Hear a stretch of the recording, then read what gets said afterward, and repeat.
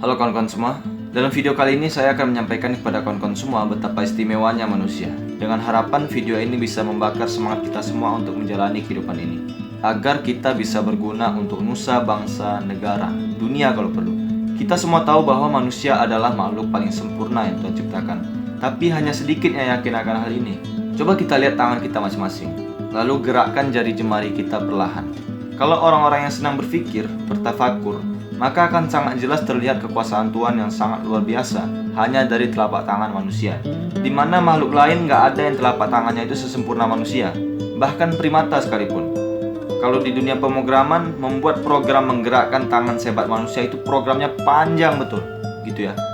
Kehebatan manusia yang lain bisa kita lihat di usianya yang sangat kecil, masih bayi, di mana umur 4 bulan manusia sudah bisa berinteraksi dengan lingkungannya. Contoh, dia akan tertawa bila ada yang lucu, atau si bayi akan mengoceh jika ada yang berbicara dengannya. Sekali lagi, kemampuan seperti ini nggak bisa kita temui di makhluk lain. Sampai di sini paham ya? Semut yang kecil bisa membangun rumah yang jauh lebih besar dari tubuhnya.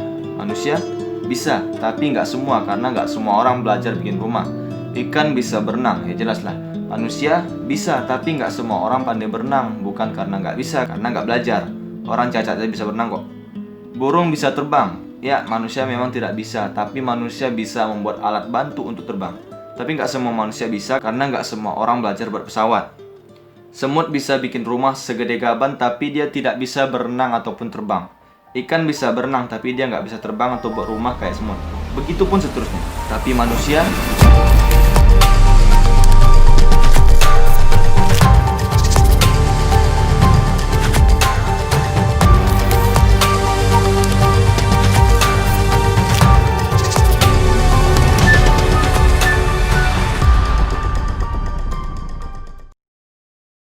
Wahai pemuda dan pemudi Indonesia, tidakkah kalian menyadari betapa sempurnanya diri kalian?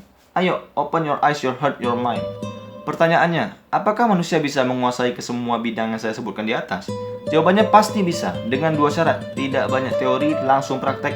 Dan yang kedua, dengan keinginan penuh. Saya sekolah di SMK selama 2 tahun gak pernah mengerti cara bongkar CPU. Masuk ke tempat magang, seminggu langsung bisa. Sebulan langsung mengerti cara memperbaiki. 3 bulan saya sudah bisa mengerjakan apa yang teknisi di sana bisa kerjakan.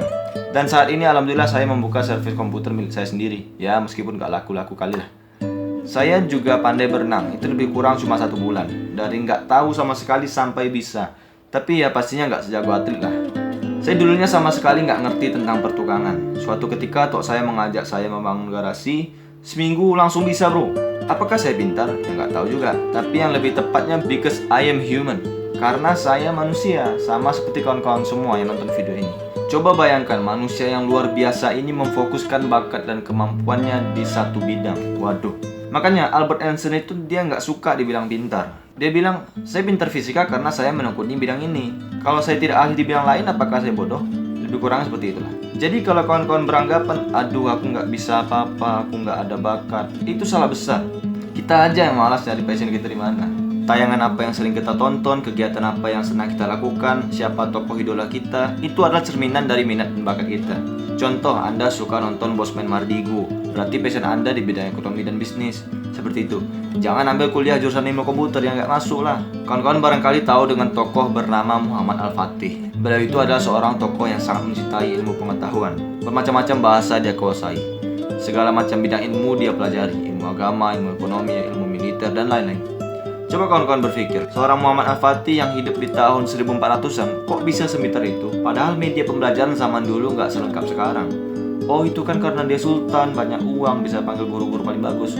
Oke, coba kita lihat seorang tokoh yang bernama Abraham Lincoln. Orang tua beliau ini sangat miskin. Saat kecil dia hanya tinggal di gubuk bersama orang tua dan saudara-saudaranya. Abraham Lincoln sendiri hanya mengenyam pendidikan 1 tahun.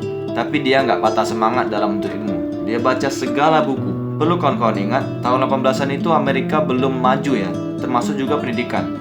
Jadi buku itu sangat susah didapatkan. Dia cari di perpustakaan, cari di gereja, pinjam ke orang-orang. Akhirnya kerja kerasnya pun terbayar. Singkat cerita, dia terpilih menjadi Presiden Amerika yang ke-16. Ayo generasi muda Indonesia, putar otak, banting setir, lakukan apapun yang bermanfaat selagi kita muda. Jangan malas-malasan. Orang lain buat sensasi, kita buat karya. Orang lain cari pacar, kita cari uang. Jangan mau pacaran kalau belum bisa menghasilkan uang sendiri. Kalau pacaran masih minjem uang orang tua, apa bedanya Anda sama anak TK? Coba kita lihat di sekeliling kita. Ada laptop, ada HP, ada internet. Pokoknya dah enak lah. Nggak ada alasan bagi kita untuk nggak berkarya, kawan-kawan semua. Masa kita kalah sama orang-orang dahulu? Harusnya kita bisa beratus kali lebih hebat dari mereka, ya nggak? Duh, sampai kapan sih baru mau sadar?